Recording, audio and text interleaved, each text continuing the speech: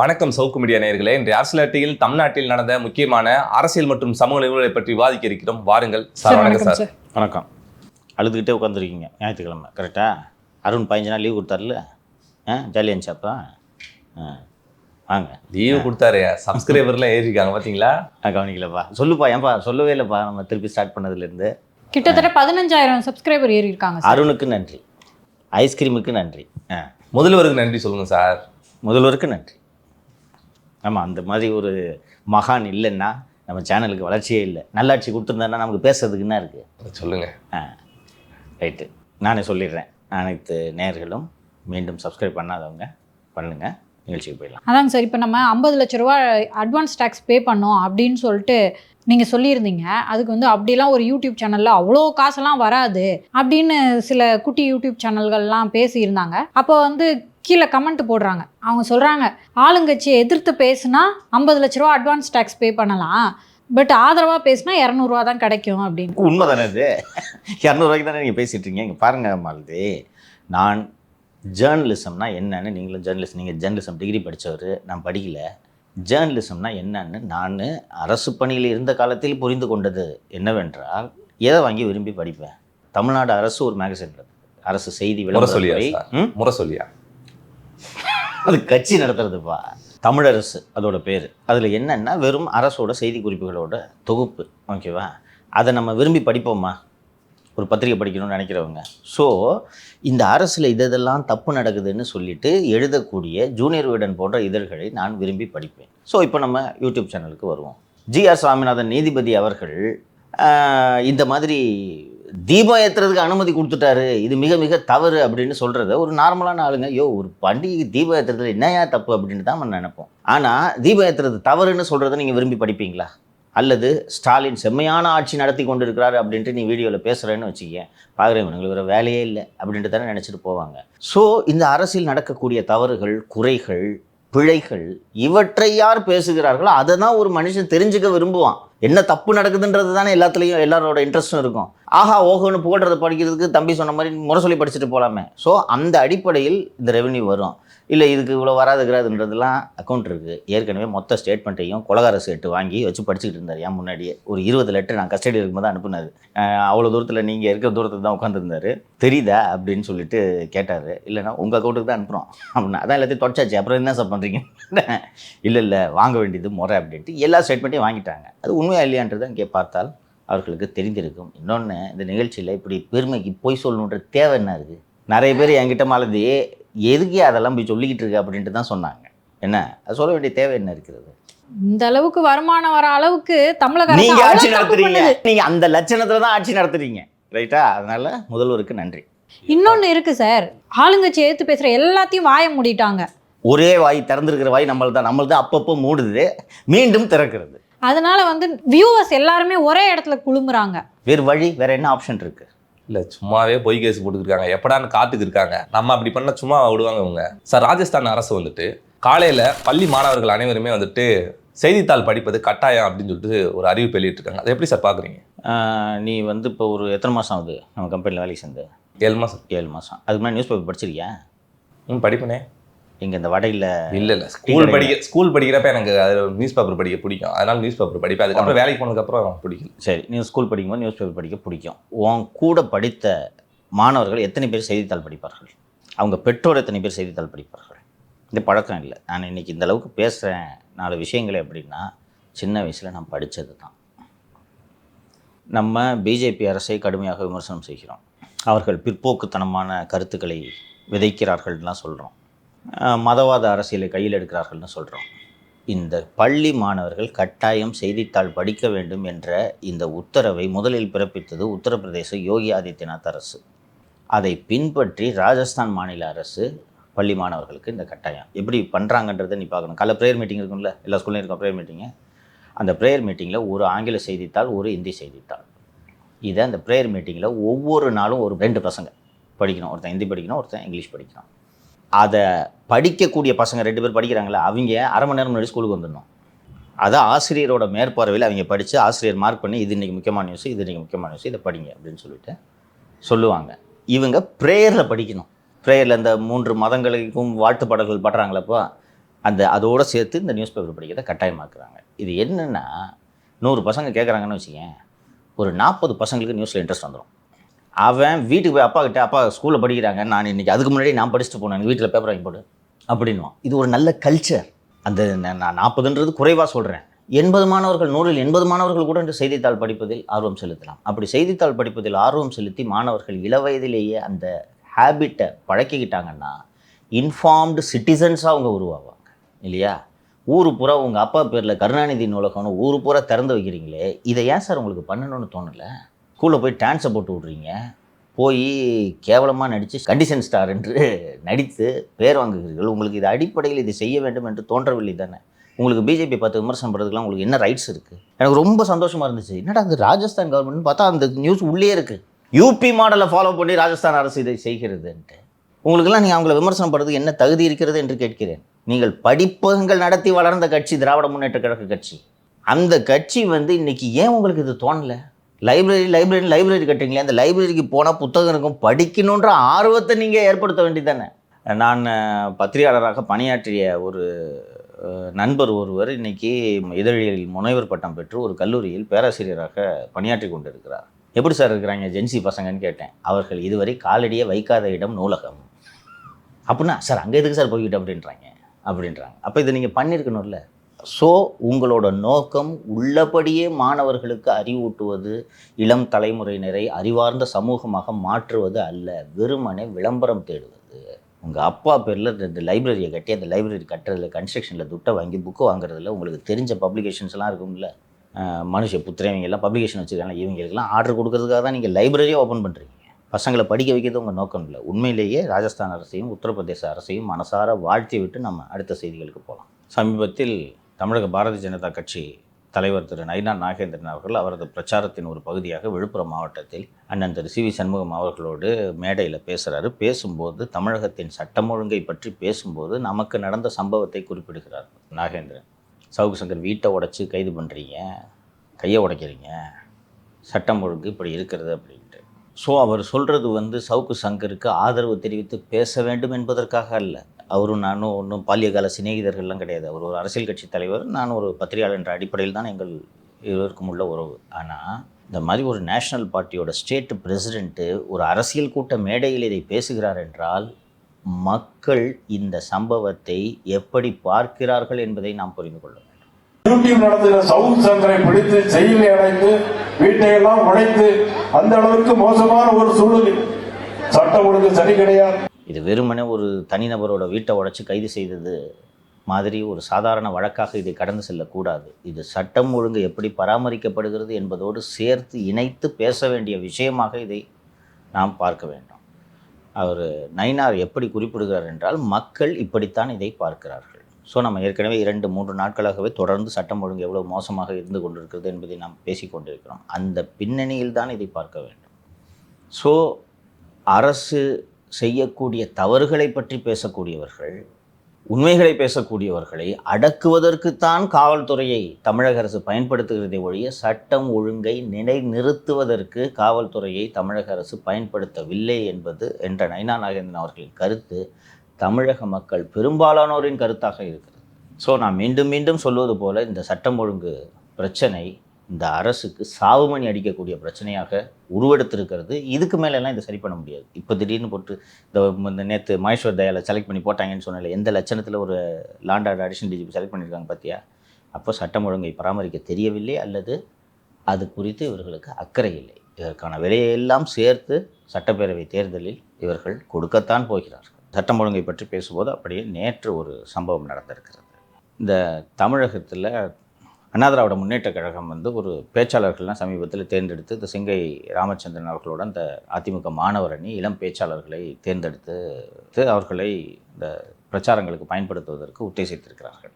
அதில் ஒருத்தர் காவேரி ஆனந்த் என்பவர் அவரோட காரில் பயணிச்சுக்கிட்டு இருக்கார். பைக் ஒன்று முன்னாடி ஓவர்டேக் பண்ணி போகும்போது இடிச்சிட்டு போயிட்டான் காரை. என்னடா ஒழுங்காக போக மாட்டியாது, நார்மலாக அப்பப்போது நடக்குது. தம்பி பைக்கை காருக்கு முன்னாடி நிற்பாட்டி கத்தி எடுத்து காரை உடைக்கிறான், அவரை வெட்டுறான், கையில் கீரல், கத்தியில் காயம், போய் ப்ரைவேட் ஹாஸ்பிட்டல் அட்மிட் பண்ணி ட்ரீட்மெண்ட் எடுத்துருக்காரு. ஒன்றுமே இல்லை, சாதாரண விஷயம். உச்சகட்ட போதையில் இருந்தான்னு சொல்கிறாரு.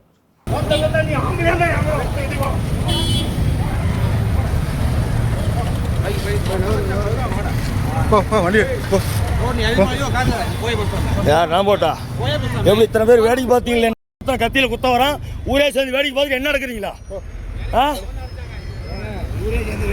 அண்ணா வேடிக்கை இங்கே பாருண்ணா அப்போ கத்தியில் அறுத்துட்டாலும் வேடிக்கை பார்த்துருங்களாண்ணா என் வண்டியை நிலைமை பாரு என் வண்டியை நிலைமை பாரு சார் எனக்கு ஒரு ரெக்கார்டு வருங்க சார் எனக்கு ஒரு ரெக்கார்டு வரேங்க சார் வரேங்க சார் நான் ஸ்பாட்டில் சாதாரண விஷயம். அது வண்டியிலேயே திமுக ஸ்டிக்கர்லாம் ஒட்டிக்கிட்டு ஃபஸ்ட்டு நீ கத்தி எடுத்துகிட்டு எதுக்கு போகிற, இதுக்கு எப்போ ஒரு ஒழுங்கா போடான்னு சொன்னதுக்காக வெட்டுவியா அவனை? அப்போ நானும் ஒருத்தன் எனக்கு காரில் ஒழுங்கா போடான்னு சொன்ன ஒருத்தனை நான் எடுத்து வெட்டுவேன், அருவாளை எடுத்து வெட்டுவேன். எங்கேயாவது ஒரு முக்கியமான ஆர்டரி கட்டாயிடுச்சுன்னா என்ன பார்க்கும்? எல்லாம் அப்பா இருக்காருன்னு தைரியத்தில் தான் சார் வெட்டுவேன். போய் இருந்தாலும் ட்ரீட்மெண்ட் எடுக்கிறாரு. இது வரைக்கும் ஒரு வழக்கப்பதிவு செய்யப்படவில்லை. அவனோட பைக்குக்கு எல்லா ஃபோட்டோவும் புகைப்படங்களும் ஆதாரங்களும் இருக்கிறது, இருந்தாலும் ஒன்றும் பண்ணல, நடவடிக்கை எடுக்கலை. ஸோ இது போல் நம்மளால் செய்ய முடியும், நம்மளை காவல்துறை எதுவும் செய்யாது என்று குற்றம் இழைப்பவர்கள் பலருக்கு இந்த எண்ணமும் நம்பிக்கையும் துணிச்சலும் வந்துவிட்டதன் காரணமாகத்தான் சட்டம் ஒழுங்கு இவ்வளவு சீரழிந்து போய் கிடக்கிறது. இது எங்கே போய் முடியுன்றதை நம்ம வருங்காலங்களில் பார்க்கத்தான் போகிறோம். இந்த சட்டம் ஒழுங்கு இதைத்தான் பிஜேபியும் பிச்சா கையில் எடுக்கிறாங்க. சட்டம் ஒழுங்கு, பெண்கள் பாதுகாப்பு, ஊழல், இது 3 தான் இந்த எலெக்ஷனோட தீமாக பிஜேபி முடிவு பண்ணி வச்சுருக்கு. இது எஃபெக்டிவாக கிரவுண்டில் வேலை செய்யும். சார் தொடர்ந்து அரசு ஊழியர்கள் மற்றும் ஆசிரியர்கள் வந்துட்டு பழைய ஓய்வூதிய திட்டத்தை நிறைவேற்றுங்க அப்படின்னு சொல்லிட்டு போராட்டம் நடத்திட்டு இருந்தாங்க. நேற்று முதலமைச்சர் அவர்கள் ஒரு இனிப்பான செய்தியெல்லாம் வந்து வெளியிட்டிருக்காரு. பழைய ஓய்வூதிய திட்டத்தை நிறைவேற்றிட்டாங்களா சார்? பழைய ஓய்வூதிய திட்டம் நிறைவேற்றப்படாது அப்படின்றதை நான் பலமுறை வலியுறுத்தி வந்திருக்கிறேன். இப்போது நிறைவேற்றப்பட்ட இந்த திட்டமும் பழைய ஓய்வூதிய திட்டம் அல்ல. பழைய ஓய்வூதிய திட்டம்னா என்னன்றதை ஃபஸ்ட்டு புரிஞ்சுக்கணும். 2003க்கு முன்பு வரை அமலில் இருந்த பழைய ஓய்வூதிய திட்டம் என்றால் என்னவென்றால், இன்றைக்கி ஒரு எக்ஸாம் எழுதிட்டு போய் டிஎன்பிஎஸ்சி குரூப் 4 எழுதிட்டு போய் கவர்மெண்ட்டில் சேர்ந்துடுற, அவ்வளோதான், வேலை முடிஞ்சு. நீ பாடி வேலை பார்த்துட்ருப்ப. 25 வருஷமோ 30 வருஷமோ கழிச்சு நீ ஓய்வு பெறும்போது கவர்மெண்ட்டு கிராஜுவேட்டின்னு ஒரு பெரிய அமௌண்ட்டு பென்ஷனை மாதந்தோறும் கொடுக்கும். நீ ஓய்வு பெற்ற பிறகு இறந்து போனாலும் உனது மனைவிக்கு அந்த ஓய்வூதியம், குடும்ப ஓய்வூதியம்னு அதை சொல்கிறாங்க, கிடைக்கும். எளிமையான உதாரணம் சொல்ல வேண்டும் என்றால், என் தாயார் ஒரு 2 வருஷம் முன்னாடி வரைக்கும் பென்ஷன் வாங்கிட்டு இருந்தாங்க. அக்கௌண்ட்டை முடக்கினதுலேருந்து பென்ஷன் வாங்கலை. இனிமேல் அந்த அரியரோடு சேர்த்து அவங்க வாங்க போகிறாங்க. என் தாயார் உயிரோடு இருக்கும் வரை அந்த பென்ஷன் கிடைக்கும். ஓகேவா? இதுதான் பழைய ஓய்வூதிய திட்டம். நடுவில் கவர்மெண்ட் வந்து இந்த பென்ஷன் மாதம் மாதம் கொடுக்குறதுன்ற இந்த ஸ்கீமையே எடுத்துகிட்டு ப்ராவிடென்ட் ஃபண்ட் மாதிரி ஒரு ஸ்கீமை கொண்டு வராங்க. உன்னோட சம்பளத்துலேருந்து 10%.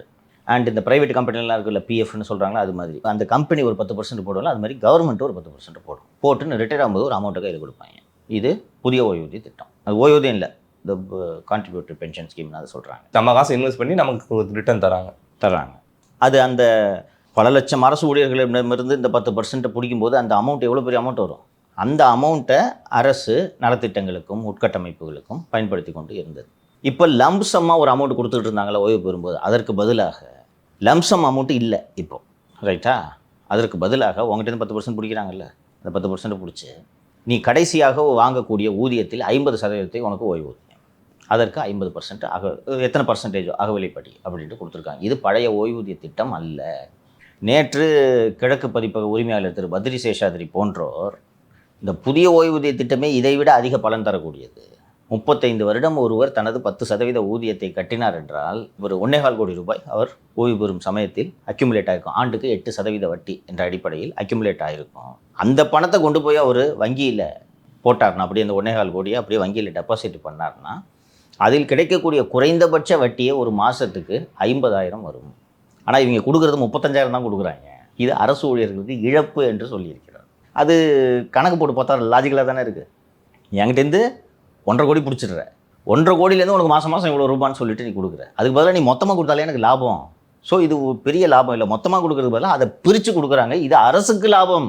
1.25 கோடி மொத்தமாக தூக்கி உனக்கு கொடுக்குறதுக்கு பதிலாக, ஏப்பா மொத்த காசுலாம் கிடையாது, மாதம் மாதம் இவ்வளோ ஒரு அமௌண்ட் அப்படின்னு கொடுக்குறது அரசுக்கு தானே லாபம். அதனால் இது அரசு ஊழியருக்கு இழப்பு என்று சொல்கிறார். ஆனால் நேற்று ஆசிரியர்கள்லாம் வந்து ஸ்வீட் கொடுத்து கொண்டாடினாங்க. எனக்கும் புரியல இது என்ன லாஜிக்கு, எந்த அடிப்படையில் இப்படி கொண்டாடக்கூடிய அளவுக்கு இவர்கள் என்ன பெரிய வெற்றியை அடைந்து விட்டார்கள் என்பது தெரியவில்லை. ஆனால் இந்த விஷயத்தில் திமுக அரசை பாராட்ட வேண்டும். Successfully they have stopped the JACTO strike. 6ஆம் தேதி முதல் நடைபெறுவதாக இருந்த அந்த அரசு ஊழியர்கள் ஆசிரியர்களின் வேலை நிறுத்தம் வாபஸ் பெறப்படுகிறது என்று அந்த சங்கத்தினர் அறிவித்து விட்டார்கள். ஏமாத்தினாங்களோ என்ன பண்ணாங்களோ, சாமர்த்தியமாக இல்லையாது, நம்ம ஏமாந்தோன்றது அவங்களுக்கு புரியறதுக்கு இன்னொரு கொஞ்ச நாள் ஆகும் என்று நான் நினைக்கிறேன். ஆயிட்டு மறுபடியும் போராட்டத்தை நடத்துவாங்கன்னு நினைக்கிறேன். எப்படி நடத்துவீங்க? இல்லை, அவ்வளோ ஈஸி கிடையாது ஸ்ட்ரைக் ஆர்கனைஸ் பண்ணுறது. சரியா? It is not that easy. அதனால் ஒரு செக்டாரை பண்ணிட்டாங்க. பட் இதனால் முழுமையாக அரசுக்கு பலனா இந்த அரசூழியர்கள் ஆசிரியர்கள் போராட்டத்தை நிறுத்தியதன் மூலம் இவர்கள் ஒரு வெற்றிகரமாக ஒரு போராட்டத்தை தவிர்த்து விட்டார்கள் என்பதில் மாற்று கருத்தில்லை. அதே நேரத்தில் இது அரசுக்கு பலனாக மாறுமா அப்படின்னு கேட்டேன்னா அது கேள்விக்குறி. என்ன காரணம் என்றால் இதனால் 11,000 கோடியோ என்னமோ அரசுக்கு செலவு என்று அந்த அரசோட செய்திக்குறிப்பு தெரிவிக்கிறது. அரசு ஊழியர்களின் எண்ணிக்கை அரௌண்டு 12 lakhs வரும். கான்ஸ்டபிள்ஸ் எல்லாரையும் சேர்த்து ஒரு 12 லட்சம் வரும். அவர்கள்தான் தமிழகத்தின் பெரும்பான்மை வாக்காளர்களா? பெரும்பான்மை வாக்காளர்கள் சாமானியர்கள், தனியார் துறையில் வேலை பார்ப்பவர்கள், தினக்கூலிகள், இதுபோல் விளிம்பு நிலை மக்களின் எண்ணிக்கை சதவீதம் தான் அதிகம். நீங்கள் அவங்களுக்கு ரேஷன் கார்டில் ஆளுக்கு ஒரு 3,000 ரூபாயோ 2,000 ரூபாயோ தருகிறேன் என்று நீங்கள் சொல்லியிருந்தால் அது அவர்களுக்கு பலனை தரும். ஆனால் எங்கேயாவது கடனை வாங்கி எவன் வயிற்றிலையாவது அடித்தாவது இந்த ஆண்டு பொங்கல் ரேஷன் அட்டைதாரர்களுக்கு 3,000 ரூபாய் வழங்க தமிழக அரசு முடிவெடுத்திருக்கு. அதுதான் சார், பொங்கலுக்கு பணம் கொடுக்கணும் அப்படின்னு பேசிட்டு இருந்தாங்க. அதுக்கான நிதி ஒதுக்கப்பட்டிருக்கு. பட் 2,000 ரூபாய் கொடுக்குற அளவுக்கான நிதி ஒதுக்கப்படலைன்னு நியூஸ் வந்திருக்கே சார். வந்திருக்கு. அதெல்லாம் தொகுத்து பார்த்தா ஒரு அட்டைக்கு 150 ரூபாயோ என்னமோ தான் வருது அப்படின்ட்டு சொல்லியிருந்தாங்க. ஆனால் கொடுக்கும் திட்டம் இருப்பதாக எனக்கு வந்திருக்கக்கூடிய தகவல்கள் கூறுகின்றன. அதுவும் 3,000 ரூபாய் தமிழக அரசு வழங்க இருக்கிறது. ஏன்னா எடப்பாடி பழனிசாமி 2,500 ரூபாய் கடைசியாக கொடுத்தார். அதை விட 500 ரூபாயாவது கூட கொடுக்கணும்னு சொல்லிட்டு 3,000 ரூபாய் கொடுத்தே ஆகணும், நீ என்ன பண்ணுவே தெரியாது என்று அதிகாரிகளிடம் முதல்வர் அவர்கள் உத்தரவிட்டிருப்பதாகவும் தகவல்கள் கூறுகின்றன. தமிழ்நாட்டோட கடன் 10 லட்சம் கோடியை தாண்டி போய்க்கிருக்கே சார். அடுத்த ஆட்சிக்கு வந்த பிறகு பார்த்துக்கலாம்ப்பா. வரலனாலும் ஏடிஎம்கே தானே மாட்ட போகுது, நமக்கு என்ன வந்துச்சு? அந்த ஐடியா தான் சார். திமுக போன தடவை நிறைய தேர்தல் வாக்குறுதிகள் கொடுத்தாங்க. அதில் எல்லாத்தையுமே அவங்க நிறைவேற்றிட்டாங்க அப்படி தான் சொல்கிறாங்க. அதனால் திரும்ப தேர்தல் வர்றதுனால வாக்குறுதிகள் கொடுக்கணும் இல்லையா? அதுக்காக ஒரு குழு அமைச்சிருக்காங்க. ப்ளஸ் வாட்ஸ்அப் செயலி கான்டாக்ட் நம்பர்லாம் கொடுத்துருக்காங்க. ஸோ எனக்கு ஏதாவது சஜஷன்ஸ் இருந்தால் கூட நான் கொடுக்கலாம். ராஜினாமா பண்ணிவிட்டு போங்கன்ற சஜஷனை இமீடியட்டாக அந்த நம்பருக்கு அனுப்பி விடுங்க. இல்லை நீங்கள் நல்லா கவனித்து பார்த்தீங்கன்னா மேடைகளில் ஆடம்பரமாக பேசுவது, தோன்றுவது, கூட்டம் சேர்ப்பது, பதவி பெறுவது, இந்த வேலைகள்லாம் மகன், அறிவு சார்ந்த வேலைகள்லாம் தங்கை. கவனித்தீர்களா? ஏன் துணை முதல்வர் தான் அடுத்து கட்சியோட தலைவராக போகிறாரு, அவர்கிட்ட பண்ண சொல்லுங்கள். ஏன்னா அவரால் இதை செய்ய முடியாது. நொச்சுன்னு கால்ஸும் மெசேஜஸும் வந்துகிட்டே இருக்கும். இன்னொன்று, அவருக்கு 1008 வேலை இருக்கும். அதான் பிரச்சனை. அந்த 1008 வேலைகளில் அவர் இருப்பதனால் வேலை வெட்டி இல்லாமல் வெட்டியாக இருப்பதாக நினைத்து கனிமொழியாமல் சும்மா தனமாக சுற்றிட்டு இருக்கிற, எப்போ பார்த்தாலும் தூத்துக்குடி போயிட்டு இந்த உட்காந்து இந்த அறிக்கை பாரு என்று அவரிடம் இந்த பொறுப்பை ஒப்படைத்திருக்கிறார்கள். கடந்த முறை தேர்தல் அறிக்கை தயாரிப்பிலும் கனிமொழி முக்கிய பங்கு வகித்தார். டிஆர் பாலு தான் அந்த குழுவோட தலைவராக போட்டிருந்தாங்க. டிஆர் பாலு எந்த கான்ட்ரிபியூஷனையும் பண்ணல. இவங்க எல்லாத்தையும் ரெடி பண்ணிவிட்டு அறிக்கையெல்லாம் எடுத்துகிட்டு போகும்போது கொண்டாங்கட்டு வாங்கி வெளியிட்டார் அவர். டிஆர் பாலு கல்வெட்டு கொடுத்தாரு. அதான் நடந்துச்சு போன முறை. ஸோ இந்த முறை அதுபோல் நடக்க வேண்டாம் என்பதற்காக இதன் தலைவராகவே கனிமொழியை போட்டு உங்களுக்கு பார்ப்பதற்கு என்ன தோன்றும் என்றால் ஒரு பெரிய அங்கீகாரம், தேர்தல் அறிக்கை தயாரிப்பு குழுவுக்கே கனிமொழியை தலைவராக்கி இருக்கிறார்களே என்று உங்களுக்கு தோன்றும். ஆனால் உண்மையிலே இது காம்ப்ளிகேட்டடான வேலை, கஷ்டமான வேலை. அண்ட் கடந்த ஆண்டு அறிக்கையில் இருக்கக்கூடிய பெரும்பாலான விஷயங்களை நீங்கள் இதில் சேர்க்க வேண்டும். சேர்த்தால் அப்பவும் போட்டிருக்க இப்பவும் போட்டிருக்க அதே இதை காப்பி பேஸ்ட் பண்ணுறதுக்காக ஒரு அறிக்கையா என்ற விமர்சனமும் எழும். பெரும்பாலான கோரிக்கைகளை இவர்கள் நிறைவேற்றவில்லை என்ற விமர்சனங்களும் எழும். இது எல்லாவற்றையும் கனிமொழி சுமந்து கொள்வார் என்பதனால்தான் அவர்கிட்ட இந்த வேலையை ரொம்ப கவனமாக அண்ணன் ஸ்டாலின் அவர்கள் தள்ளிவிட்டிருக்கிறார். இன்னொன்று, இந்த அறிக்கை யாரும் சீரியஸாக எடுத்துக்கொள்ள போவதில்லை. இவங்க கொடுத்த கடந்த முறை வீடியோவாகவெல்லாம் அறிக்கையை வெளியிட்டார்கள். அந்த அறிக்கையில் சொல்லியிருந்த பெரும்பாலானவற்றை இவர்கள் நிறைவேற்றவில்லை என்பதெல்லாம் மக்களுக்கு தெரியும். இந்த அறிக்கையை யாரும் சீரியஸாக எடுத்துக்கொள்ள போவதில்லை. ஆனால் அதற்கான படோடபமான அறிவிப்புகள்லாம், அதுக்கு ஒரு ஸ்லோகன் வேறு ஒன்று போட்டிருக்காங்களே, என்ன பார்த்து, ஸ்டாலின் தொடரட்டும், தமிழ்நாடு வெல்லட்டுமா. இதெல்லாம் நல்ல டிசைன். ஏன்னா 3 பேர், ராபின் சர்மா, ஐபேக்கு, பென்னு, இப்படி சுனில் அப்படின்ட்டு ஏகப்பட்ட டீமை வச்சுருக்காங்க. அதனால் இந்த மாதிரி டிசைனாக ஸ்லோகன்லாம் பிரமாதமாக பண்ணுவாங்க. எந்த முழக்கங்களை எழுப்பினாலும் இந்த வாட்டி உங்களுக்கு வாக்கு கிடையாது என்பதில் மக்கள் தெளிவாக இருப்பார்கள். இல்லை, இதுக்கு முன்னாடியே ஓரணியில் தமிழகம் அப்படி இப்படின்னு உங்களுடன் ஸ்டாலின் நிறைய அதான் புதுசாக கொண்டு வருவாங்க. வாரத்துக்கு ஒரு ஸ்லோகன் ரெடி பண்ணுறாங்க போல இருக்குது. அதெல்லாம் பண்ணிட்டோம். இவ்வளோ பேர் காசு கொடுத்து வச்சுருக்காங்க. இப்போ அப்புறம் என்ன எதுவுமே ரெடி பண்ணலன்னா என்ன இருக்குது? இல்லை, எதுவும் ஒர்க் அவுட் ஆகலையா? மாற்றிக்கே இருக்காங்களே அடிக்கடி. புதுசாக பண்ணலானேப்பா. 3 டீம் இருக்குப்பா. ஐபேக் இருக்குது, ஷோ டைம் இருக்குது, பென் இருக்குது, சுனில் இருக்கார். இவங்க வாங்குற காசுக்கு அவங்க ஏதாவது ஒரு ஐடியா பிச் பண்ணணும்ல. இப்போ ஷோ டைமே எல்லாத்தையும் பண்ணிட்டாலும் ஐபேக்கில் ரிஷிக்கு உனக்கு கொடுக்குற காசுக்கு நீ என்ன வேலை செஞ்சுன்னு கேட்பாங்களா, கேட்க மாட்டாங்களா? அதுக்காகத்தானே சார் பலரும் காங்கிரஸ் தாவேக்கா கூட போய் கூட்டணி வைப்பாங்க அப்படின்னு சொல்லிட்டு இருந்தாலும் நீங்கள் ஆரம்பத்துலேருந்தே சொல்கிறீங்க காங்கிரஸ் தாவேக்கா கூட போகவே போகாது, திமுக கூட தான் இருக்குன்னு சொல்லிட்டு. நேற்று அதை உறுதிப்படுத்தியிருக்காங்க சார். உறுதிப்படுத்தினது யார்? கிரீஷ் சோடங்கர். கிரீஷ் சோடங்கர் உறுதிப்படுத்தியதை நாம் இதுதான் காங்கிரஸோட அஃபிஷியல் வேர்ஷன் அப்படின்னு எடுத்துக்கலாமா? எடுத்துக்கலாம் சார். அவங்க ஒரு குழு போட்டிருந்தாங்க, அதோட தலைவர் அவர் தான். தமிழக காங்கிரஸின் பொறுப்பாளர் தான் கிரீஷ் சோடங்கர். தமிழகம் மற்றும் பாண்டிச்சேரி புதுவைக்கும் சேர்த்து. ஸோ இந்த 2 மாநிலங்களோட பொறுப்பாளர் கிரீஷ் சோடங்கர். ஸோ அவர் சொல்கிறது தான் அஃபிஷியல் வேர்ஷன். நேற்று கூட சூரிய பிரகாசம் என்பவர் ராஜினாமா பண்ணிட்டுலாம் போனார். இங்கே இருக்கக்கூடிய சிலர் வந்து எங்களுக்கு அதிகாரத்தில் பங்கு வேணும், இல்லைன்னா நாங்கள் முறுக்கிட்டு போகிறோம், எங்களுக்கு ஆப்ஷன் இருக்குன்னா சொல்லிட்டு இருக்காங்க. இந்த புள்ளி விவர பிரவீன் சக்கரவர்த்தி வந்து தாவேக்க தான் எங்களுக்கு இயல்பான கூட்டணி என்றெல்லாம் சொல்லி கொண்டு அது எதுவுமே அஃபிஷியல் வேர்ஷன் கிடையாது. சார் ஃபெலிக்ஸுக்கு டிவிகேல ஏதோ ஒரு பொறுப்பு கொடுத்துருக்காங்கல்ல சார், தேசிய செய்தி தொடர்பாளர். நேற்று வந்து அவர் ஒரு இன்டர்வியூ கொடுத்துருந்தார் சார் இங்கிலீஷ் சேனலில். டிவிகேயும் காங்கிரஸும் நேச்சுரல் அலையன்ஸ்ன்னு சொல்கிறாரு. ஆமாம். ஸோ நாங்கள் காங்கிரஸோடைய கூட்டணியை மிகவும் எதிர்பார்க்குறோம் அப்படின்னு ஒரு இன்டர்வியூ கொடுத்துருந்தாரு. அப்பா நீங்கள் அந்த பொண்ணை கட்டணும்னு ஆசைப்படுறீங்க, அவங்க கொடுக்க ரெடியாக இருக்கணும்லப்பா. நீங்கள் ஆசைப்படுறீங்க, சீமா கூட தான் நீங்கள் ஆசைப்படுறீங்க, அது கிடைக்கணும்ல உங்களுக்கு.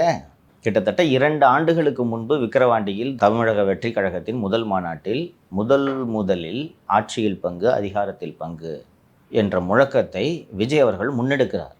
ஒரு சிபிஎம்மில் தோழர் சண்முகம் அவர்கள் நீங்கள் இந்த ஆஃபரை கொடுத்து கூட ஏன் உங்ககிட்ட யாருமே வரல, இது வரைக்கும் ஒருவர் கூட வரவில்லை என்று சொல்கிறார். அதுபோல் நான் ரொம்ப விரிவாக நேற்று கூட நான் பேசியிருந்தேன்னு நினைக்கிறேன். காங்கிரஸ் ஒரு தேசிய கட்சி. காங்கிரஸோட எய்ம் தமிழ்நாட்டில் ஆட்சியை பிடிக்கிறதா, டெல்லியில் ஆட்சியை பிடிக்கிறதாப்பா? டெல்லியில். அப்படி இருக்கும்போது எல்லா ஃபேக்டர்ஸையும் ஒரு தேசிய கட்சி சேர்த்து பரிசீலனை செய்யுமா செய்யாதா? ஏற்கனவே வந்து பார்த்திங்கன்னா காங்கிரஸ் ஒரு குழு போட்டாங்க திமுக கூட பேசுறதுக்காக கூட்டணி தொடர்பாக. அதுக்கப்புறமா திரு சிதம்பரம் அவர்கள் சொல்லிட்டாரு அரசல் புரசல் வதந்திகளுக்கெல்லாம் இந்த குழு ஒரு முற்றுப்புள்ளி வைக்கும் அப்படின்னு சொல்லிட்டு. அப்புறம் கூட வந்து பார்த்திங்கன்னா தொடர்ந்து நியூஸுகளில் தாவேகா காங்கிரஸ் கூட்டணி வாய்ப்பு இருக்குன்ற பேச்சுக்கள் இருந்துச்சு. இதுக்கப்புறம் அதை வந்து நிறுத்திட்டு அடுத்த கட்ட வேலைகளை எல்லாரும் பார்க்க ஆரம்பிப்பாங்களா? தாவேகாவை கூட சொல்கிறேன், சைன் பண்ணி காங்கிரஸ்க்கு இத்தனை சீட்டுன்னு திமுக தலைவர்களும் காங்கிரஸ் தலைவர்களும் அஃபிஷியலாக அந்த ஃபோட்டோக்கெல்லாம் போஸ்ட் கொடுப்பாங்கல்ல, ஒரு சைன் பண்ணி, அதுவரை இந்த செய்தி தொடரும். லுக் மாலதி, இப்போது நாமளே இப்போ இந்த ஷோவுக்கு முன்னாடி இன்றைக்கி என்ன பேச போகிறோன்றதை டிஸ்கஸ் பண்ணுறோம். இன்றைக்கி டிஸ்கஸ் பண்ணும்போது அது முடிஞ்சு போச்சுப்பா அப்படின்னு கடந்து போயிட முடியுமா? யாராவது ஒரு காங்கிரஸ் தலைவர் ஒருத்தர் ஒரு இது சொல்லியிருப்பார், இல்லை எங்களுக்கு அதிகாரத்தில் பங்கு வேணும், எங்களை திமுக மரியாதையாக நடத்தவில்லைன்னு சொல்லியிருப்பார். அதை டிஸ்கஸ் பண்ணாமல் நம்ம கடந்து போக முடியுமா? தேர்தல் நேரம் இது போல் அந்த அஃபிஷியலாக சைன் பண்ணி இவ்வளோ சீட்டு காங்கிரஸ்க்குன்னு அசைன் பண்ணுற வரைக்கும் இந்த செய்திகள் தொடரும். இது எல்லா தேர்தல்கள்லையும் நடந்திருக்கு. மக்கள் நல கூட்டணி உருவாகி நாங்கள் தனியாக போகிறோன்னு அனௌன்ஸ் பண்ணுறது வரைக்கும் இல்லை திமுக கூட தான் போகுது, படம் நழுவி விட்டது, பாலில் விட போகிறது அப்படின்ற அந்த செய்தியெலாம் நம்ம பார்த்தோமா இல்லையா? ஸோ தேர்தல் நேரத்தில் இப்படித்தான் நியூஸ் சைக்கிள் இருக்கும். ஸோ இது இயல்பு. ஆனால் நம்ம அரசியலை புரிந்த நாம் இதுக்கு வாய்ப்பு இருக்கா இல்லையான்றது த்ரெட் வேறு அனலைஸ் பண்ணுறோன்னா நமக்கு தெரிஞ்சிடும். ஸோ நான் சொன்னது போல் சிம்பிளான கேல்குலேஷன் சொல்கிறேன். காங்கிரஸில் இருக்கவங்களோட சேர்த்து 39 எம்பியை கையில் வச்சுருக்காங்க. இந்த 39 எம்பி வந்து மக்களவையில் மிகப்பெரிய பலம் இந்தியா கூட்டணிக்கு, காங்கிரஸுக்கு இல்லையா? 39 பேரும் இந்தியா கூட்டணி தானேப்பா. இங்கே வந்து தம்பி விஜய் கூட போகலாம் என்று அவர்கள் முடிவெடுத்து விட்டார்கள் என்றால் இந்தியா கூட்டணி உடஞ்சு போச்சா? 39ல் 12 ஆகிடுமா? காங்கிரஸுக்கு இருக்கிற அந்த 12 மட்டும்தான், மீதி போயிடுவாங்களா? காங்கிரஸ் எடுக்கக்கூடிய நகர்வுகளுக்கு, மக்களவையில் எடுக்கக்கூடிய நகர்வுகளுக்கு இந்த மீதி இருக்கிற 17, 18 எம்பி, 20 எம்பி சப்போர்ட் பண்ணுவாங்களா? அடுத்த 3 ஆண்டுகளுக்கு மக்களவையில் அரசியல் செய்ய வேண்டுமா வேண்டாமா காங்கிரஸ் கட்சி? அப்போது காங்கிரஸோட நகர்வுகளுக்கு, காங்கிரஸ் எடுக்கக்கூடிய முடிவுகளுக்கு மக்களவையில் திமுக மற்றும் அதன் கூட்டணி கட்சிகள் ஆதரவு தெரிவிக்க மறுத்துவிட்டால் இழப்பு யாருக்கு? காங்கிரஸ்க்கு. எவ்வளோ பெரிய இழப்பு? அது மிகப்பெரிய இழப்பு. 3 வருடங்கள் நீங்கள் பார்லிமெண்ட்டை ஃபேஸ் பண்ணணும். ஓகேவா? இது ஒரு போர்ஷன் முடிச்சது. அடுத்தது வர்றேன் நான். 29 நெருங்கிடுதுன்னு வச்சுக்குவோம். அப்போது காங்கிரஸ் தானே அலையன்ஸ் ஒரு ஃபார்ம் பண்ணணும், லீடு பண்ணணும். ஏற்கனவே நீங்கள் ஆரம்பித்த இந்தியா கூட்டணி பொழந்துக்கிட்டு உடஞ்சி போச்சுன்னா உங்களை நம்பி எவன் வருவான்? கடந்த முறை இந்தியா கூட்டணி என்ற ஒரு அமைப்பை கட்டுவதற்கு எவ்வளவு போராடினார்கள். இந்தியா கூட்டணியோட தலைவராக இருக்க வேண்டியவர் தானே நிதிஷ்குமார். இல்லைனா மம்தாவை அதுக்கு தலைவராகலான்னு சொல்லி அது முடியாது கிடையாதுன்னு சொன்ன உடனே அந்த கூட்டணி எப்படி உடைந்து போனது என்பதையும் நாம் பார்த்தோம். ஸோ அவ்வளோ கஷ்டப்பட்டு ஒரு இந்தியா கூட்டணி உருவாக்கி வச்சுருக்காங்க. அந்த இந்தியா கூட்டணியில் மிகப்பெரிய கட்சி எது என்றால் இன்றைக்கி திமுக தான். 19 எம்பி வச்சுருக்காங்க. நான் நேற்று இந்த ஜஸ்டிஸ் ஜிஆர் சுவாமிநாதன் இம்பீச்மெண்ட் மோஷனை உதாரணமாக சொன்னேன். எவ்வளோ பெரிய ரிஸ்க்காக காங்கிரஸ் எடுத்திருக்கு. உங்களுக்கு நான் சொன்னது போல் ஜுடிஷியரி கிட்டே போக மாட்டாங்க. அது எதுக்குப்பா கோர்ட்டு வேண்டாம்ப்பா அப்படின்ட்டு வந்துடுவாங்க. அதில் இவங்க வேணுக்குன்னு வம்புக்கு கோர்ட்டில் கொடுத்த ஒரு ஜட்ஜ்மெண்ட்டுக்கு எதிராக ஐயோ இவர் இப்படி தீர்ப்பு கொடுத்து விட்டார், ஊழலுக்காக ஒரு நீதிபதிக்கு எதிராக இம்பீச்மெண்ட் மோஷன் கொண்டு வருவது என்பது வேறு. அது ஜுடிஷியரியை தாண்டி பிஜேபிக்காரங்க ஐயோ இந்துக்கள் மனது புண்பட்டுருச்சு அந்த மாதிரி ஒரு விஷயத்தில், சென்சிட்டிவான ஒரு விஷயத்தில் காங்கிரஸ் போய் அங்கே நிற்கிதுன்னா கூட்டணியை உடச்சிக்கிறதுக்காப்ப அங்கே போய் நிற்கிது. அதுவும் பிரியங்கா காந்தி எதுக்கு அனுப்புகிறாங்க? ஸோ இவ்வளோ தான். புரியுதா? அதனால் இந்த செய்திகள் இல்லை தாவேக கூட போகுது என்ற செய்திகளெல்லாம் நாம் புரிந்து கொண்டு அணுக வேண்டும். அதை புரிஞ்சுக்கிட்டிங்கன்னா ஈஸியாக புரிஞ்சிடும் உங்களுக்கு. அது கிறிஸ்தவடங்கன்னு சொல்லிட்டார் சார். தாவேக கூட நாங்கள் கூட்டணி போகிறோன்றது வதந்தி. அதே மாதிரி இந்த 38 சீட் நம்ம நேற்று பேசணும், 38 சீட்டு 3 அமைச்சரவையும் திமுகவோட கேட்டாங்கன்னு சொல்லிட்டு, அப்போல்லாம் நாங்கள் எதுவும் ஆஃபீஸில் எதுவும் வெளியில்லையே அப்படின்னு. தம்பி, நான் என்னைக்கு சொன்னேன் 28 சீட்டுன்னு சொன்னேன்னா?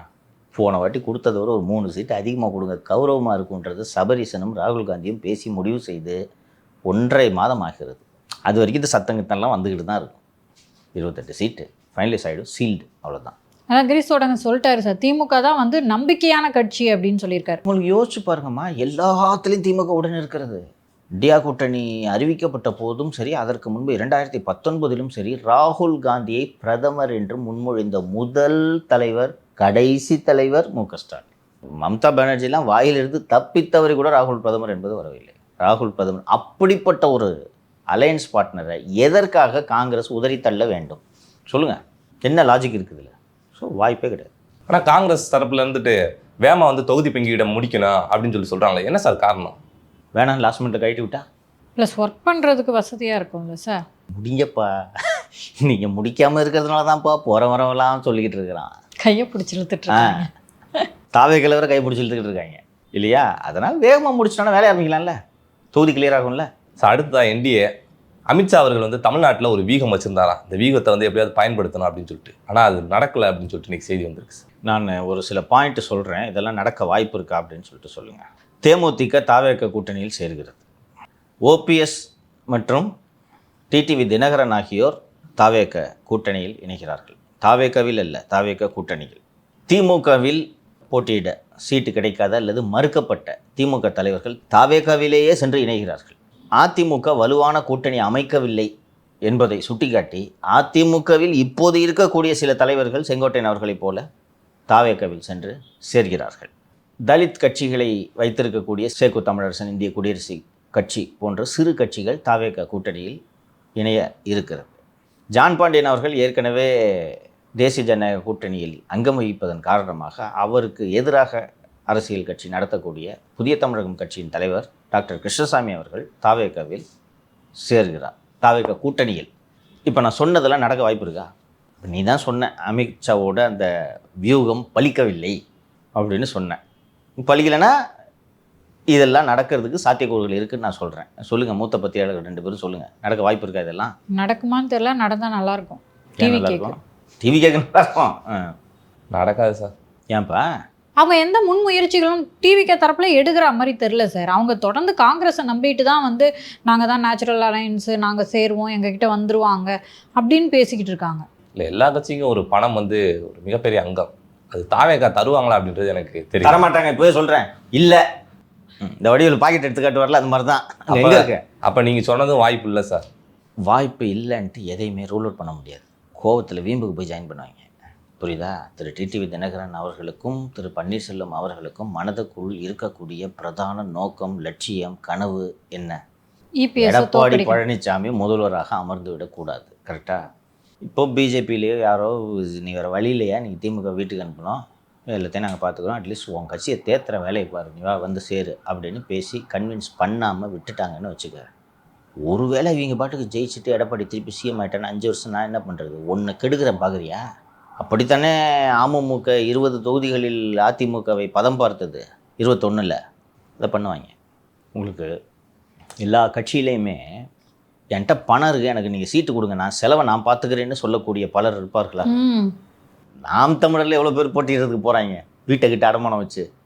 அப்போது நாம் தமிழர் போன்ற கட்சிகளுக்கு செலவு செய்யக்கூடியவர்கள் அமமுகவிலும் இருப்பார்கள் இல்லையா? அப்போ ஒரு ஊரில் நீ இருக்கிற, நானும் இருக்கிறேன், உனக்கு வந்து ஏடிஎம்கேல சீட்டு கிடச்சிருச்சு என்ன, ஆனால் எனக்கு வந்து உள்ளூரில் பகை உன் கூட, நீ ஜெயிக்கக்கூடாது. அப்போ நான் என்ன பண்ணுவேன், இருக்கிற பணத்தை எல்லாம் மொபைலைஸ் பண்ணி அவனுக்கு உள்ளூர ஓட்டில் ஒரு 10,000 ஓட்டை நான் வாங்கி உன்னை தோக்கடிக்கணுன்றதுக்காக நான் போய் போட்டி போடுவேன். இல்லை, இது மாதிரி எல்லா கட்சிக்கும் ஆள் கிடைப்பாங்க. ஓபிஎஸ்க்கும் கிடைப்பாங்க, டிடிவிக்கும் கிடைப்பாங்க, அம்மையார் சசிகலா அவர்களுக்கும் இது போன்ற வேட்பாளர்கள் கிடைக்கக்கூடும். சாதி ஃபேக்டர் வேறு இருக்குது. அதனால் அந்த நேரத்தில் போய் என் காசு, என் வீடு அடமானம் வச்சாலும் பரவாயில்ல, இவனை தோக்கடிக்கணும், இப்படி கேண்டிடேட்ஸ் வருவாங்க.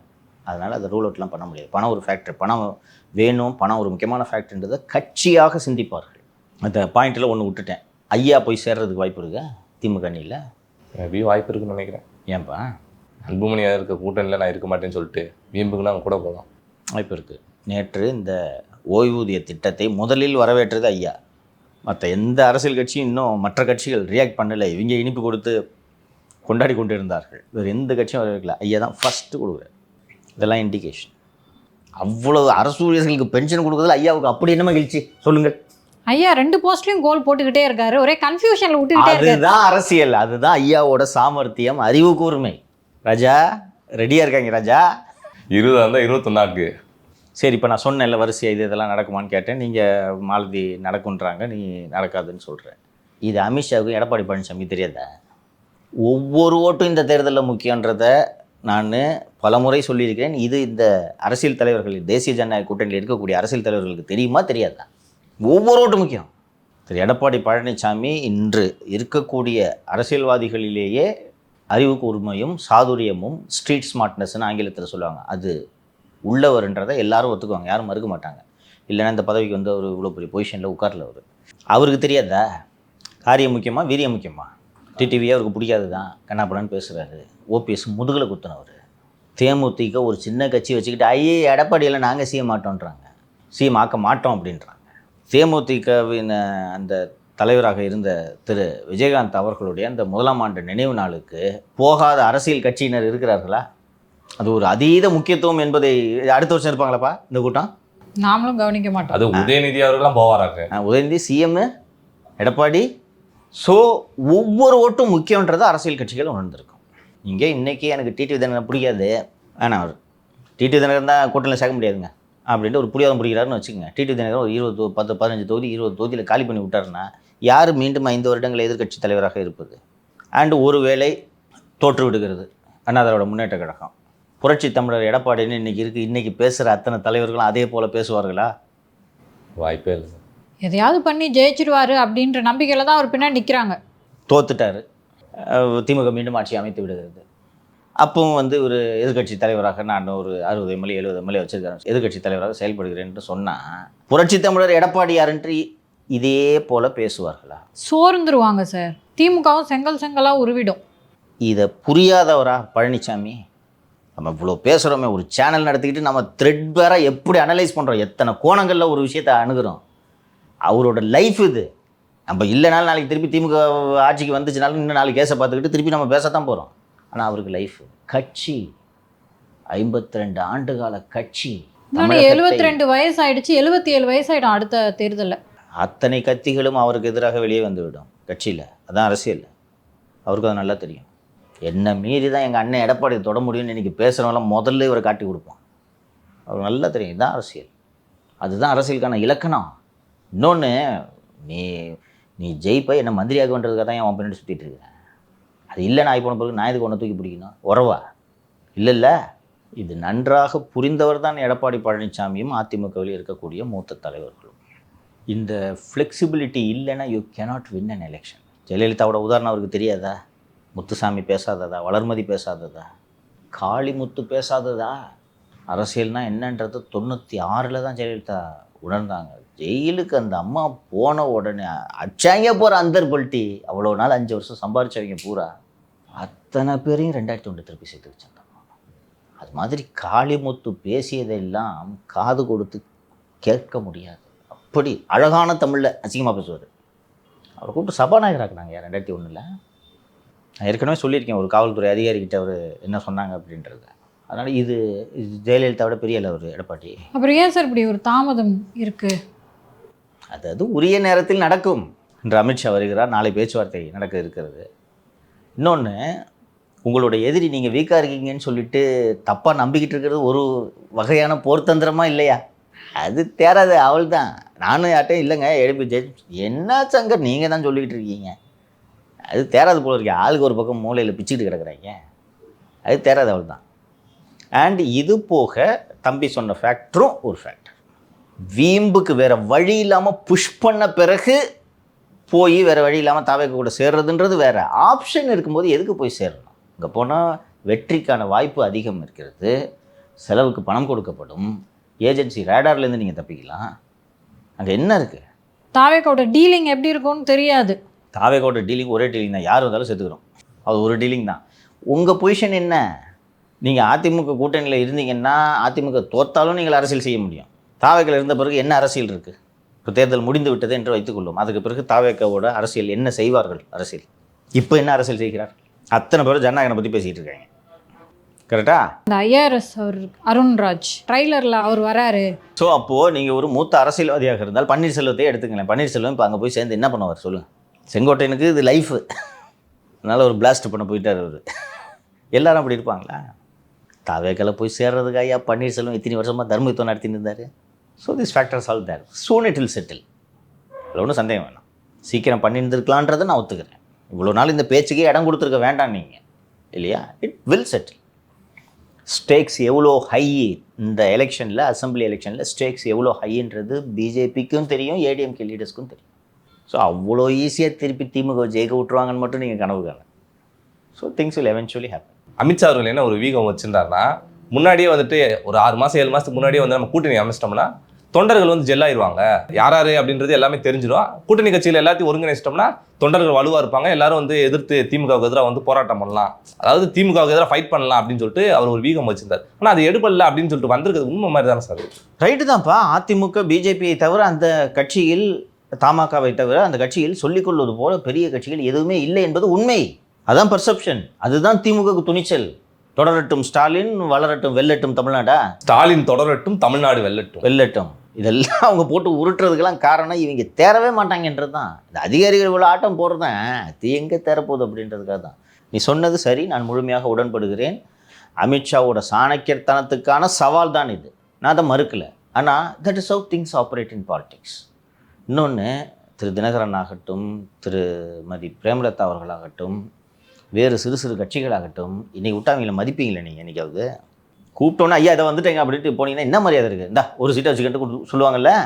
அப்போ இல்லை அதெல்லாம் வர முடியாதுன்னு சொன்னா சரிப்பா, 3ஆ தரேன்ப்பா, 4ஆ தரேன்ப்பா. So this is how politics operate. ஆனால் they will form a successful alliance. எனக்கு அதில் சந்தேகம் இல்லை. பீகார் ஒரு உதாரணம். இன்னொன்று, மற்ற கட்சிகள் எல்லாம் எலெக்ஷனுக்கு 6 மாதம் முன்னாடி தான்ப்பா எலெக்ஷனை பற்றி யோசிப்பாங்க. இவங்க எலெக்ஷனை தவிர எதை பற்றியுமே யோசிச்சதில்லை. பிஜேபி ஹைதராபாத் கார்பரேஷன் எலெக்ஷனுக்கு மோடி போய் பிரச்சாரம் பண்ணால் அசிங்கமாக இருக்குன்னு சொல்லிட்டு அந்த எலெக்ஷன் நடக்கிறதுக்கு முதல் நாள் போய் ஹைதராபாத்தில் ஒரு மத்திய ஆய்வகத்தை போய் கோட்டுக்கட்டுலாம் போட்டு ஆய்வு பண்ணார். கூகுளில் ஃபோட்டோ தெரிப்பார். That is how they view elections and take election seriously. அங்கே ஹைதராபாத் மேயர் எலெக்ஷனுக்கு, உள்ளாட்சி தேர்தலுக்கு யோகி ஆதித்யநாத் மத்திய பிரதேச முதலமைச்சர் அவ்வளோ தூரம் போயிட்டாங்கப்பா. இங்கே இந்த பெங்களூரில் அந்த எம்பி தேஜஸ்வி சூர்யா தெரியுமா, இது ஹைதராபாத் எலெக்ஷனுக்கு. ஸோ பிரதமர் போய் ஒரு மேயர் எலெக்ஷனுக்கு பிரச்சாரம் பண்ணுறாரு அப்படின்னா பார்க்குறதுக்கு அசிங்கமாக இருக்கும்னு சொல்லிட்டு அந்த பக்கத்து எலெக்ஷன் நடந்துட்டு இவர் போய் ஒரு மத்திய ஆய்வகத்தை கோட்டுக்கிட்டுலாம் போட்டுக்கிட்டு மைக்ரோஸ்கோப்லாம் வச்சுக்கிட்டு ஆய்வு பண்ணார். ஏன் மற்ற நாள்லாம் போய் ஆய்வு பண்ணக்கூடாதா லேபை? அப்படி எலெக்ஷனை சீரியஸாக எடுத்துக்கிறவங்க இவ்வளோ ஈஸியாக திமுக ஜெயிக்க விட்ருவாங்கன்னு நினைக்கிறீங்க? நான் ஒன்றும் என்னோடய விருப்பத்தை இல்லை இப்படிலாம் நடந்துடும் அப்படின்ற என்னோடய விருப்பத்தை சொல்லலை. மத்திய தலைவர்களோடும் மத்திய உளவுத்துறையில் இருக்கக்கூடிய அதிகாரிகளோடும் பேசி என்ன நடக்கிறது என்பதை புரிந்து கொண்டு தான் இந்த தகவல்கள் எல்லாம் பகிர்கிறது. இன்றைக்கி ஹோம் மினிஸ்டர் இன்றைக்கி வர்றார், அமித்ஷா அவர்கள் இன்றைக்கி வருகிறாரு, நாளையும் இங்கே இருக்கிறார் என்று நான் நினைத்துக் கொள்கிறேன். There will be good news, that's all. Sir, தாவேக்காவின் மூத்த தலைவர் என அங்கே இருக்கக்கூடிய எல்லாருமே கொண்டாடுற ஒரே தலைவர் தான் அங்கே மூத்த தலைவர், செங்கோட்டையன் தான். அவர் தானே? அவர் தான். வேற யாரும் அங்கே மூத்த தலைவர்? சீக்கிரம் வராங்க, அதான் அவர். Right right right right. இன்னும் வந்துட்டு இருக்காங்க நிறையா பேர். 4G நெட்டு இப்போ 5G வந்திருக்குல்ல. Okay okay okay. அவர் சொல்லியிருக்காரு சார், ஓபிஎஸ் அவர்களும் டிடிவி தினகரன் அவர்களும் தாவேக்கா கூட்டணியில் இடம் பெறுவாங்க அப்படின்னு சொல்லி. இதுக்கான பாசிபிலிட்டிஸ்லாம் இருக்குது. அவர் செங்கோட்டையன் அவர்கள் பல 50 ஆண்டுகளுக்கு மேலாக அரசியலில் இருப்பார். அவருக்கு இதுக்கெல்லாம் பாசிபிலிட்டிஸ் இருக்குன்றது தெரியும். அவரோட நம்பிக்கையை வெளிப்படுத்துகிறார் என்று நாம் புரிந்து கொள்ள வேண்டும். இன்னொன்று, அந்த தாவேக்கா சார்பர் ரெகுலராக ப்ரெஸ்ஸை மீட் பண்ணுற ஒரே ஆள் அவர் தான், இல்லையா? இன்றைக்கி வேறு யாரும் மீட் பண்ணல. ஒரு ஃபெலிக்ஸ் அவர்கள் நேஷனல் ஸ்போக்ஸ் பர்சனாக இருந்தாலும் எப்போயாவது ஒரு வாட்டி தான் அவர்கிட்ட போய் பைட் எடுக்கிறாங்க. இவர் டெய்லி ப்ரெஸ்ஸை பார்த்துட்டு இருக்காரு. நேத்தோ ஒரு இடத்துல 30 நிமிஷம் போட்டோ எடுக்க லைனில் நின்றுக்கிட்டாங்க. எப்படி பார்த்தியா? உண்மையிலே கொஞ்சம் யோசிச்சு பாரு. எனக்கு ஒரு ஆங்கிள் இருந்து பார்த்தா செங்கோட்டையன் எடுத்த முடிவு சரியோ என்று தான் எனக்கு தோன்றுகிறது. இந்த லைம் லைட் அவருக்கு ஏடிஎம்கேல கிடைச்சிருக்காதுமா. எவ்வளோ ட்ரை பண்ணாலும் கிடைக்காது. அங்கே பாஸ் இபிஎஸ் தான், இல்லையா?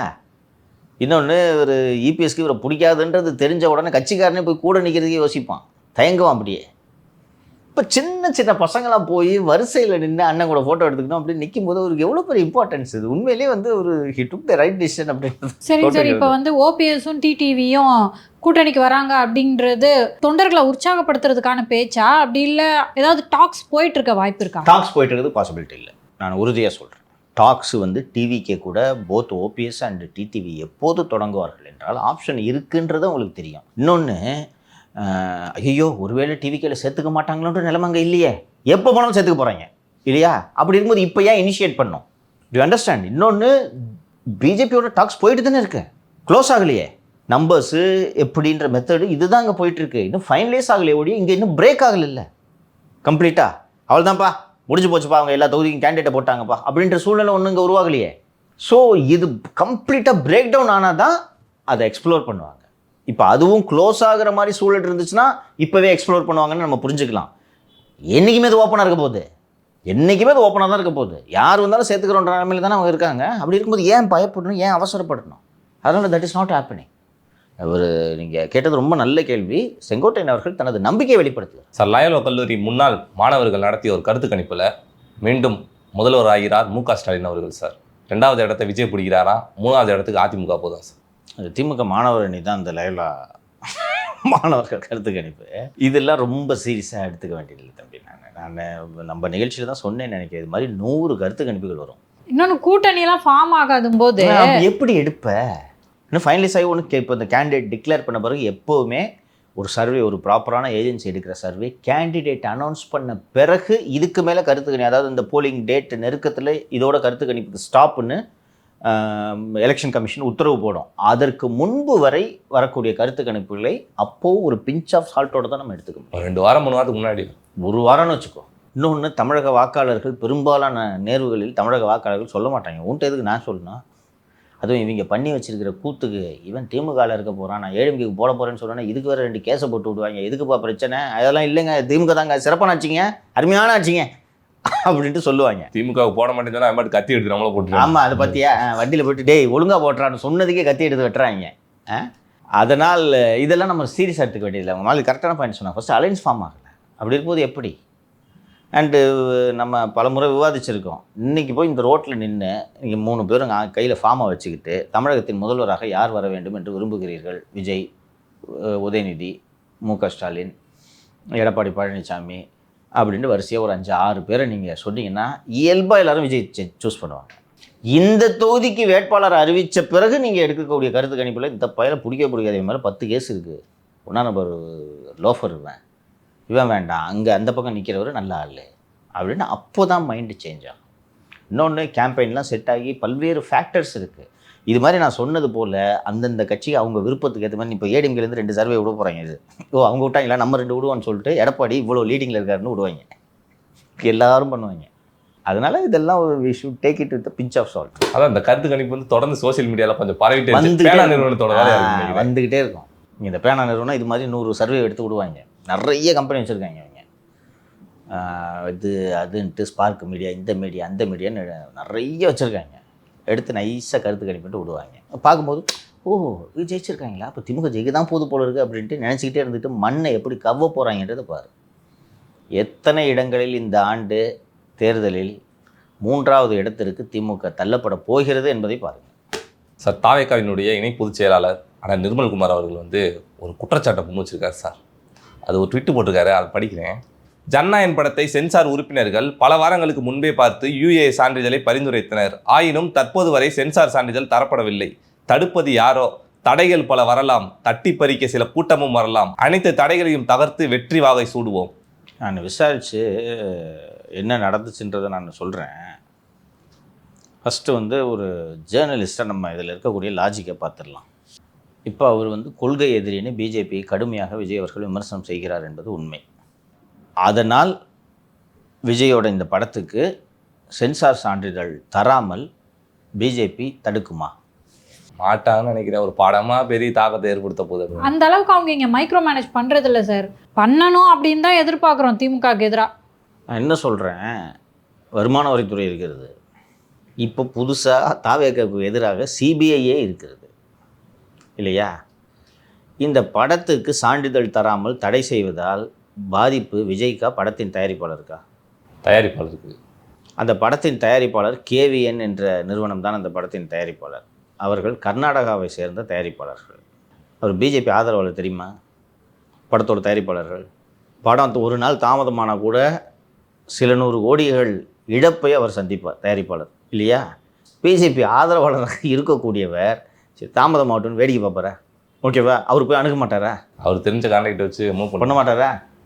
கர்நாடகாவில் பிஜேபி வலுவாகவே இருக்குது, இல்லையா? அணுக மாட்டாங்களா?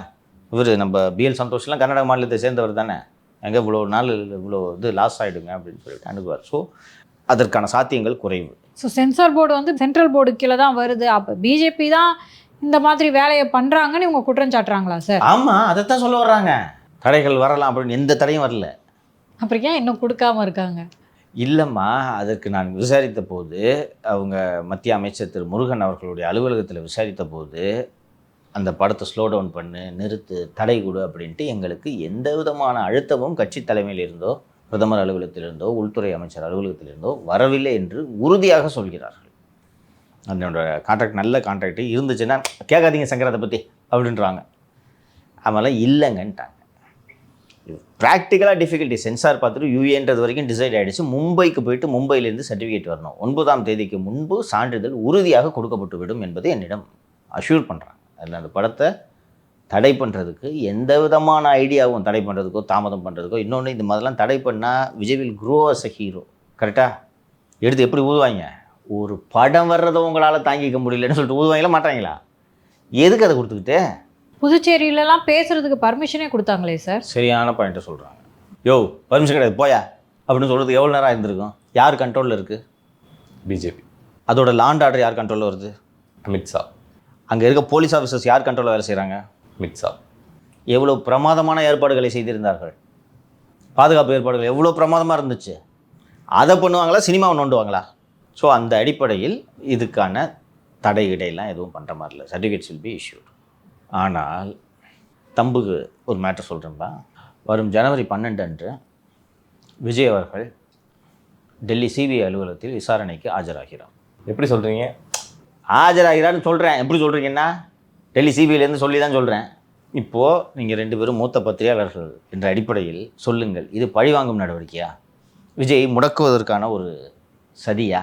விஜயை அச்சுறுத்துவதற்கான ஒரு முயற்சியா?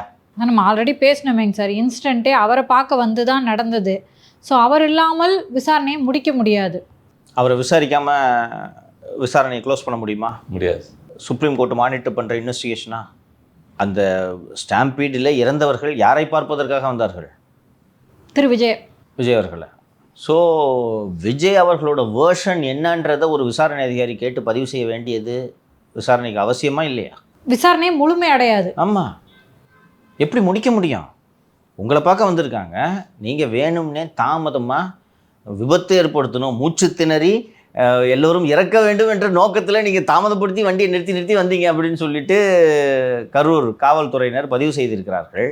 இன்னொன்று, யார் தான் அந்த சாவுக்கு காரணம் அப்படின்றத கண்டுபிடிங்கன்னு சொல்லிட்டு தான் சொல்லியிருக்காங்க. நீங்கள் காரணமா இல்லையா என்பதை உங்கள் தரப்பு நியாயம் என்ன, உங்கள் தரப்பு தரவுகள் என்ன அப்படின்றத விசாரணை அதிகாரி கேட்க வேண்டும் தானே. ஸோ அந்த அடிப்படையில் தான் வர சொல்லியிருக்கிறார்கள். ஏன்னா உச்சநீதிமன்றம் மானிட்டர் பண்ணுற இன்வெஸ்டிகேஷன்றதுனால they have to submit the report. இன்னொன்று பொலிட்டிக்கல் ஆங்கிள்லேயும் நான் சொல்கிறேன், விஜய் கூட்டணிக்கு வந்தால் நல்லது.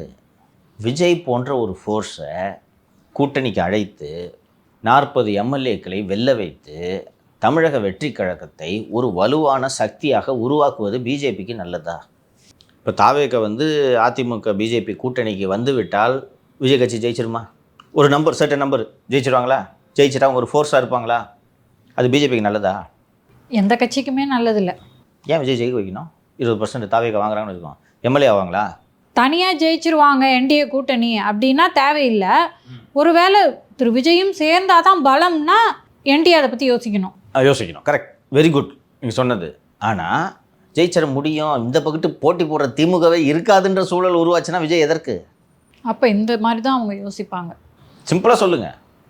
இன்னொரு ஆங்கில் சொல்கிறேன், விஜய் ஒரு 40 MLA ஜெயிச்சிடுறாரு, ரைட்டா? 29 மக்களவை தேர்தல் வருகிறது. பிஜேபி சரிவை சந்தித்து கொண்டு இருக்கிறது. தோகபோத் பஸ் அப்படின்ற ஒரு மூடு செட் ஆகிடுது.